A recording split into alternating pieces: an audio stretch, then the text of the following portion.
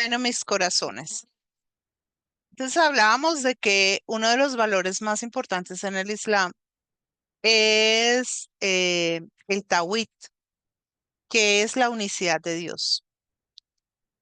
Es un elemento que es indiscutible y es absolutamente innegociable. Después de eso tenemos la rendición total al Islam. Eso es lo que quiere decir musulmán, muslim, el que se rinde por completo al Islam. El que no tiene otra voluntad que la voluntad del Islam, ¿sí? Después de esto tenemos un concepto importante que es la justicia social. Este concepto fue determinante para que Mahoma lograra lo que logró, que era la protección de los huérfanos, de las viudas, de los pobres, de los débiles. No sabemos qué tan extendida o no estaba la poligamia dentro del contexto de la península arábiga. Mahoma establece un problema, un sistema poligámico, sobre todo después de su llegada a Medina.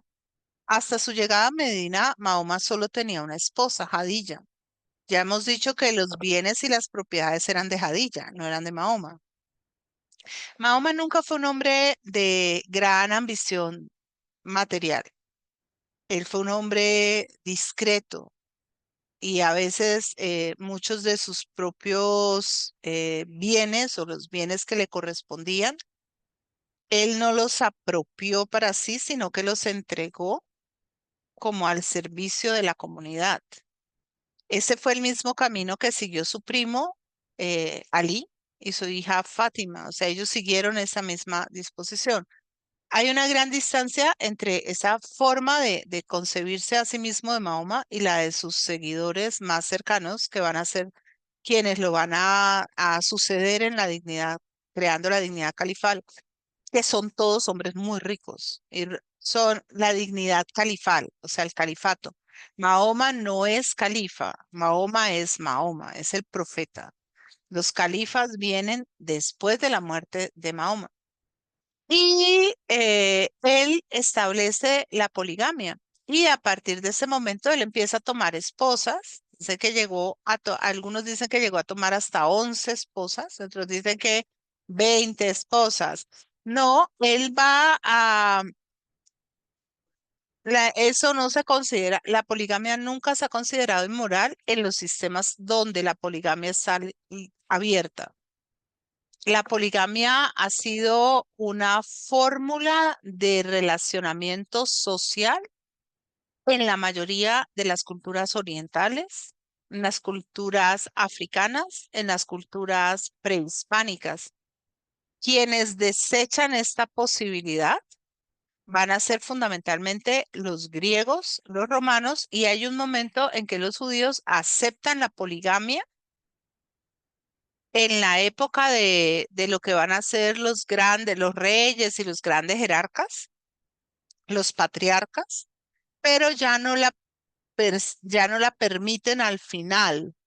Hacia el final, no, y no he investigado por qué dejaron de aceptarla o no. Los griegos nunca la aceptaron. Los griegos, porque para los griegos y para los romanos, la poligamia generaría un conflicto de intereses, probablemente en la forma en que se organizan las familias. No lo permiten. Los romanos podían acostarse con todas las esclavas del mundo. Em, el el gran problema moral que tiene Escipión el africano es que Escipión se enamora de una de sus esclavas y crea una familia paralela o una relación paralela a la de su esposa dentro de su casa, ¿no? Y se considera una cosa profundamente inmoral e inadecuada. La,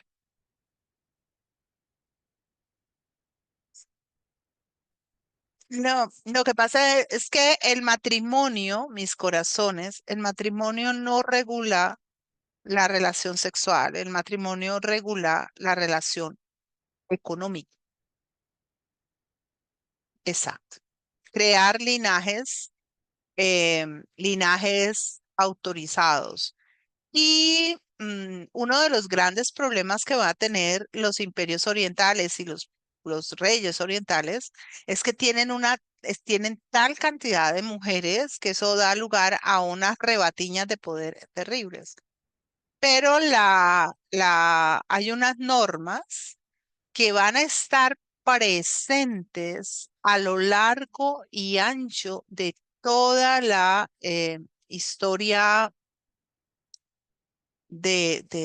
digamos, occidental y de la iglesia, que establecen que eh, el adulterio solo lo cometen las mujeres y abre la puerta para que los hombres tengan relaciones de amancebamiento, todas las que quieran. Porque tanto en los judíos como en los griegos como en los romanos, la filiación parental y el estatus de los hijos depende de la relación con la madre. Eso es bien, sí. Y sí, o la mujer se convierte, lo que pasa es que hay judíos que no son practicantes, ¿no? Los no practicantes, pues me imagino que no les importa, pero los judíos practicantes tienen que convertirse. Y la relación familiar depende mucho también de la concepción de la práctica religiosa. O sea, si no se...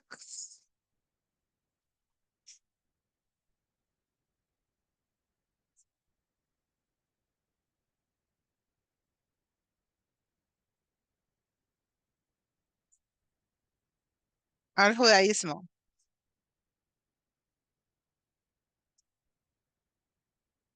Sí, los hijos de ella sí, pero siempre los van a ver como menos judíos que los hijos judíos de mujeres judías de origen judío. O sea, en el judaísmo la conversión no es ni fácil ni, ni una garantía al 100%. Bueno, se condenan el politeísmo, la usura, la inmoralidad. Em, el, el mensaje el, ¿ah? Sí, sí.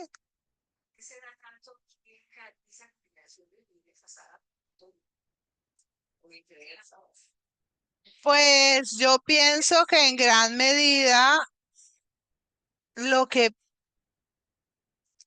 lo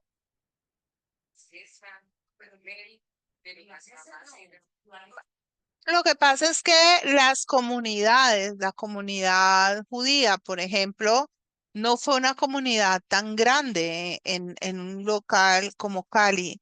Em, Nuestra sociedad solo se va a abrir un poco más a las diferencias en los últimos tiempos, pero hasta la vuelta de la oreja, las posturas eran muy xenófobas y muy de mucha exclusión.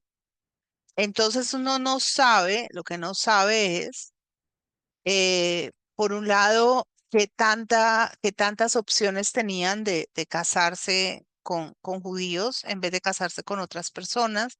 Estaba el discreto encanto del amor, o sea que era algo que podía pasar, de que hubiera una alternancia social. Ya ahí hay que entrar a estudiar el momento, las circunstancias de cada pareja. Ahora, hay comunidades judías muy poderosas en América Latina y hay comunidades judías que incluso mandan a traer judíos de otros lugares. Pero también hay que mirar qué tan viable era en cada momento esa posibilidad, porque acuérdense que el Estado de Israel está en construcción básicamente durante casi todo la segunda mitad del siglo XX. Entonces, no era fácil que alguien que estuviera en Israel saliera a Israel, que viniera a Cali, que viniera a Colombia, eh, habría muchas circunstancias. Es realmente interesante, para que fuera una situación histórica, tendría que ver que del 100% de la población judía que tiene hijas mujeres, un 50, un 60, aún un 40% abre la posibilidad de matrimonios fuera de la comunidad. Para lo otro ya serían casos muy, digamos. Ahora, la iglesia católica y la iglesia, me imagino, los libaneses tienen, o sea, ya lo habíamos visto nosotros, su propia formulación de cristianismo, pero que entra dentro del catolicismo. Entonces, habría que ver, porque ellos deben tener también lo que son estos matrimonios, que son matrimonios mixtos, que no suponen que la persona renuncie a la fe. Pero también hay los casos de mujeres que se convierten y hay que ver el momento, porque les digo, los años 60, 70 fueron años en que pululó mucho como el agnosticismo, como no ser tan religioso, como poderme saltar esa norma. Entonces podría pasar algo por ese lado. Bien, Mahoma en la Meca fue una aventura total. Desde que Mahoma empezó a predicar el Islam, encontró una resistencia cada vez mayor entre los mecatíes. Pues imagínense, usted ha hecho toda su vida alrededor del culto religioso pagano, politeísta, y viene un locato eh, venido a más, que no tiene ni siquiera un padre que lo represente, porque así se pensaba, pues es el tío que es muy poderoso, a decirnos que estamos todos equivocados y que tenemos que creer que a él se le apareció un ángel en una cueva y le dio una revelación. O sea, perdón, no era algo fácil, lo empiezan a perseguir. Eso va a generar una crítica cada vez más duro, le tiran piedras, les tiran basura, los insultan, los llaman perros. Incluso algunos de los seguidores del Islam son torturados y asesinados. eh, lo que Mahoma está promoviendo es algo completamente cismático. Hoy en día aparece un loco con una bata y dice que viene a traer un mensaje divino. No, un loco con una bata, eso. Uno más, uno menos, pues póngale cuidado si no empieza a reclutar niñitos y gente y a hacer cosas desviadas, ¿no? Pero no es un cisma. Pero en una comunidad relativamente pequeña, un hombre que viene de un entorno social importante, em, que es representativo dentro de la sociedad y que tiene un carisma y una habilidad para pronunciar su mensaje, pues es un complique. Es algo verdaderamente delicado. Y empieza la presencia, él sale, va a tratar de irse, primero se va a varias ciudades a los alrededores, se va al desierto, trata de evadirse, pero no. Van y le dicen al tío Abu Talib que lo eche, Abu Talib dice que no lo van a atemizar, pero pues hay mucha tensión hasta que finalmente muere su tío Abu Talib. em, lo sucede otro de sus tíos. Ese tío le dice, bueno, y cuéntame qué va a pasar ahora con tu tío Abu Talib, con tu abuelo Abdalá. Ambos lo habían protegido, ¿no? Él dice, pues se van para el se van ambos para el infierno porque no creyeron en Alá. Entonces el tío le dijo, pues mijito, ellos irán para el infierno, pero usted me va yendo también por ahí derecho. Y Mahoma tiene que salir aprovechando una coyuntura, y es que lo llaman de la ciudad de Medina, la que hoy en día se llama la Medina, y para que sirva como juez en un juicio entre dos comunidades que están teniendo dificultades. Mahoma está muy bien reputado como hombre justo, como hombre sabio, entonces él se va con sus seguidores con la tristeza de que en ese momento en el que él se va, pues no solamente ha muerto su tío Abu Talib, sino que muere Hadilla.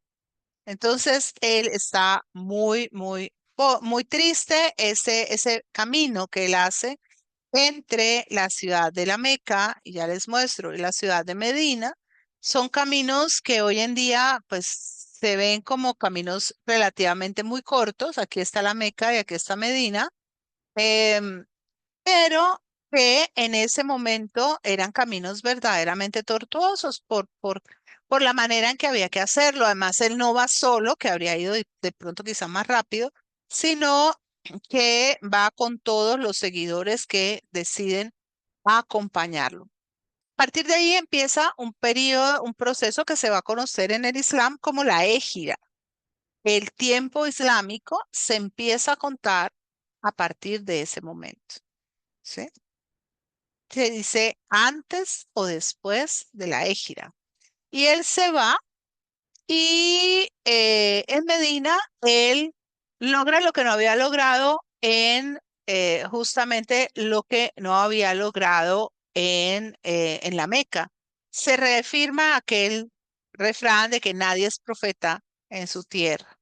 Y entonces él allí crea una comunidad muy prestigiosa, muchas personas que lo empiezan a buscar, que le piden que les enseñe a orar, que les cuente, que les explique, que les refiera lo que está dado en el Corán.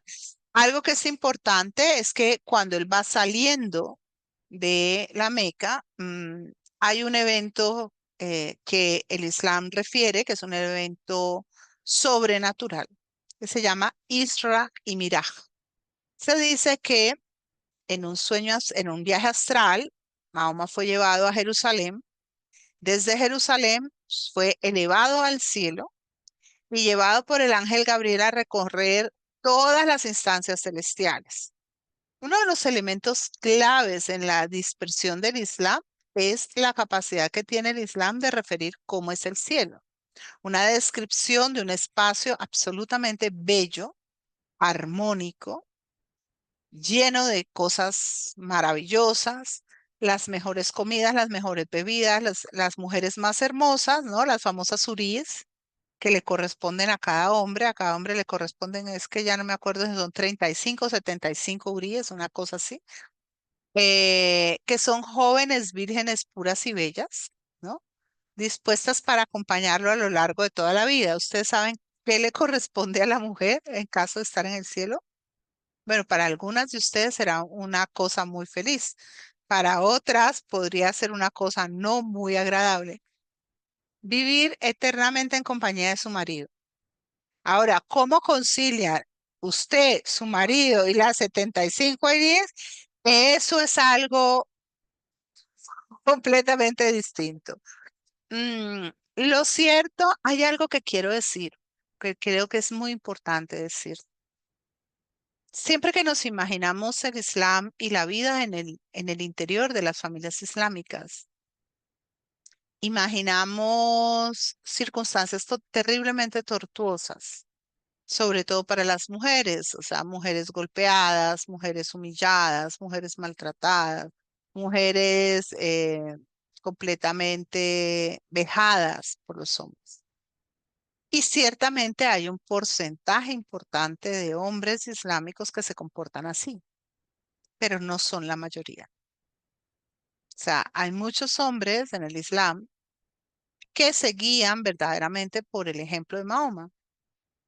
Y Mahoma tomó todas estas esposas no porque fuera un viejo depravado que se quería, dice, ahora ya soy el profeta, me voy a aprovechar. No, los múltiples matrimonios de Mahoma tienen varias circunstancias en el medio. Una, crear vínculos políticos. Él se casa con la hija de Abu Bakr, que es Aisha. Se casa con ella cuando ella es una niña. Algunos dicen que de 6 años, otros que de 9. Eso no quiere decir que se haya acostado con ella en ese momento. Se casa con ella, siempre la consiente y siempre va a ser su esposa favorita. Por lo menos eso decía Aisha y eso decían los que la apoyaban. Y se casa con hijas de hombres poderosos, dados de sus hijas, tres de sus hijas a los que serán los califas siguientes, ¿no? A Uthman, a Umar y a Ali. Pero él empieza también a tomar esposas y a llamar a los hombres a tomar esposas cuando empieza la guerra. Porque cuando empieza la guerra, las mujeres dentro del contexto de la sociedad arábiga estaban muy limitadas. Debían tener representatividad de una familia y muchas viudas no eran tan afortunadas como Jadilla, que tuvieran recursos que administrar o que tuvieran la capacidad de administrarlos. Entonces, él considera que es deber de los líderes del Islam y de los guerreros del Islam casarse con las esposas, las viudas, las hermanas o las hijas de los combatientes muertos para garantizarles un lugar seguro.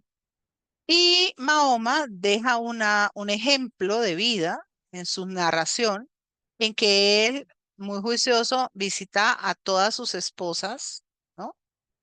Y les da a todas la misma atención. La norma islámica dice que todas las esposas deben recibir lo mismo, que ninguna debe recibir más que otra.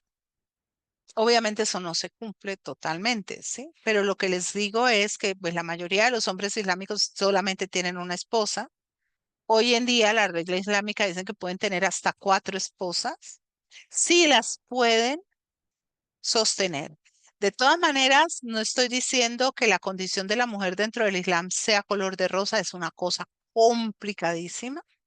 Como es complicadísima la condición de la mujer en todas partes, todas las religiones, o sea, seguimos teniendo circunstancias muy dramáticas, pero se los quería hacer ver. Bueno, Mahoma va, ajá.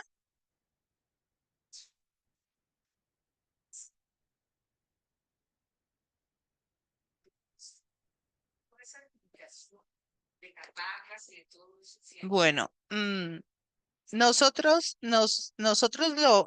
pues está la idea de que lo veamos, pero saben que lo podemos ver sin seguir, sin, no, no, no. Yo hay cosas que he aprendido, por ejemplo, de pronto la próxima clase, si ustedes quieren, hacemos una parada en ver la situación de las mujeres en el Islam. Podemos hacer un paréntesis. O sea, no tenemos que irnos hasta el final de la historia para poder ver algo que nos interesa. Hay una situación importante a tener en cuenta. El Islam es una religión sumamente con un grado de plasticidad enorme. ¿Qué quiere decir? Que el Islam es como el agua, yo la puedo poner en muchos recipientes. Según el recipiente en que yo la ponga, va a tomar una forma particular. Entonces, dependiendo de las orientaciones, tanto en el sunismo como en el chiismo, que ya hablaremos de qué son esas dos cosas, las circunstancias de las mujeres son desiguales en relación a las de los hombres, pero no necesariamente son excesivamente desiguales. En algunos casos sí, en algunos casos no. Eso quiere decir que la hija recibe parte de la herencia, pero no tanto como el hijo, ¿sí? Eso suena como algo muy irritante y muy molesto, pero hay que considerar que generalmente en la familia del hombre van a recalar los padres ancianos, el padre sobreviviente y muchas otras cosas, ¿no? Pero eso no justifica, no es solamente en el Islam. Pero además de esto, Hay en algún momento en el que a Mahoma le preguntan si es lícito que el marido castigue físicamente a la mujer y él dice que sí. Em, pero eso lo decía, no lo decía solamente el Islam, lo decían casi todos los códigos y todas las religiones. La Iglesia Católica también, en la Iglesia Católica también se habla y en el judaísmo de la lapidación y todo. Pero ¿cuál es la diferencia? Que la mayoría de los credos religiosos avanzan y restablecen que esos fueron errores de fallo, que no fueron buenas interpretaciones, que eso se queda atrás. El Islam vuelve sobre lo anterior y reafirma lo anterior. Y donde hay, que las mujeres estudian, está bien visto. Las mujeres estudian en Irán, en Irak, en la mayoría de los países, en Egipto, ¿sí? Los velos en Irán es obligatoria la pañoleta, que no se vea el pelo, pero en Egipto, por ejemplo, hay mujeres veladas, desveladas, transveladas, como quieran. Eh, hay una sura, no, hay una afirmación de, de Mahoma que dice que es importante que la mujer respete el velo, pero nunca definió cuál era el velo. O sea, habla del velo y de la harem. Entonces, la idea es que los velos, por eso lo vemos la próxima vez, cambien de una sociedad a otra. Y pensando en que en que lo veamos la semana entrante, yo voy a seguir con esto. Y la semana entrante nos dedicamos un rato a hablar de las mujeres en el Islam, que es muy interesante, es muy importante.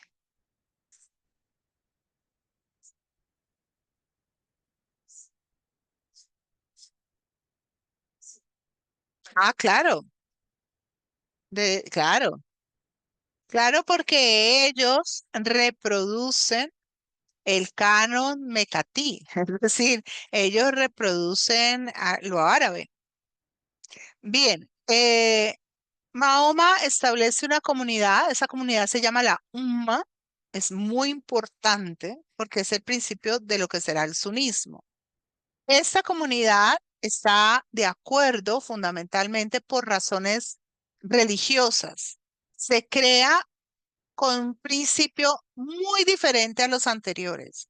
Hasta ese momento en Arabia Saudita los principios fundamentales eran principios tribales de sangre. Ahora ya no son tribales y de sangre, sino que son netamente religiosos. Es decir, eso supone que se puede salvar la distancia de grupos tribales que hasta ese momento habían sido enemigos, encuentran equilibrio dentro del Islam y empiezan a unificarse dentro del Islam.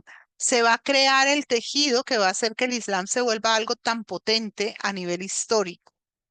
Bien, y en el inicio de su prédica, en el inicio de su vida como profeta, Mahoma está entregado de pies y manos al judaísmo.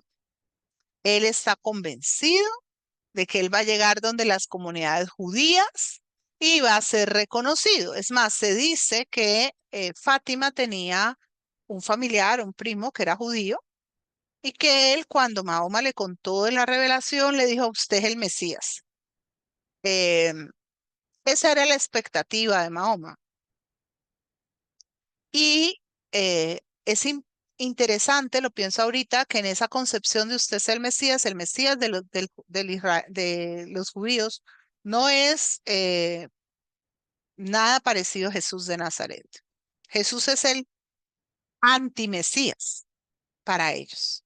El Mesías es un líder, no, y hoy, para ellos, para los judíos, no, para los judíos el Mesías es una imagen como la de Saúl, la del rey David, es decir, o Josué. Es alguien que va a liderar un ejército y que va a hacer, pues, validar al pueblo de Israel, claro. No es, claro, es el que están esperando. Yo no están esperando cuando Jesús, em, Es más, se dice que parte de la traición de Judas a Jesús era que Judas estaba expectante de que Jesús fuera realmente a hacer algo para transformar la situación. Hay un libro muy bello, difícil un poquito, pero muy bello, de Amos Oz. Amos Oz es un escritor judío que yo tengo que buscar el librito de que se llama Contra la, ay, ¿cómo es? Ay, no, es contra la intolerancia, porque él era escritor, novelista y ensayista. En ese libro que se llama Judas, él hace una interpretación de la relación entre Jesús y Judas desde la visión judía que es muy interesante, muy poderosa. Bueno, el caso es que nuestro Mahoma llegó donde los judíos. Antes de llegar donde los judíos, él hace esta constitución que dice, vamos a vivir en paz.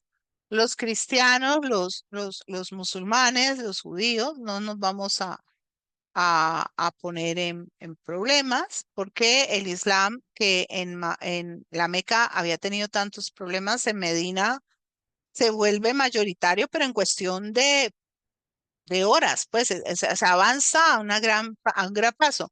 La razón por la que en Medina sí, en la Meca no, no es para hacer verdad en dicho, es porque la Meca era un emporio religioso politeísta y Medina era una ciudad comercial. A Medina le caía muy bien que los que llegaban a pelear ya estuvieran amigos todos porque todos eran del mismo combo, ¿sí? Entonces, él establece que hay una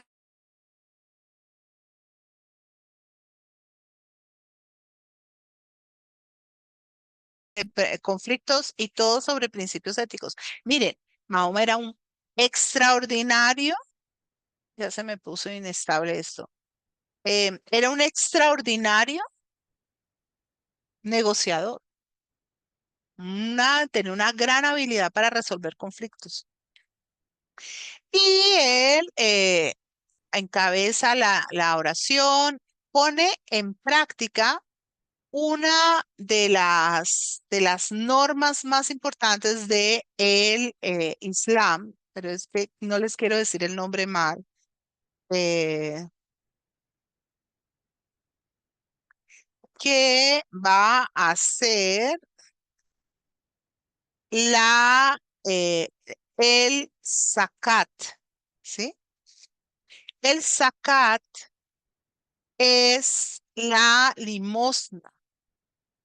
Todos los creyentes tienen que hacer una aportación y esa limosna va a servir para solventar a los que tienen dificultades, para crear madrazas, o sea, escuelas, para ayudar a la comunidad.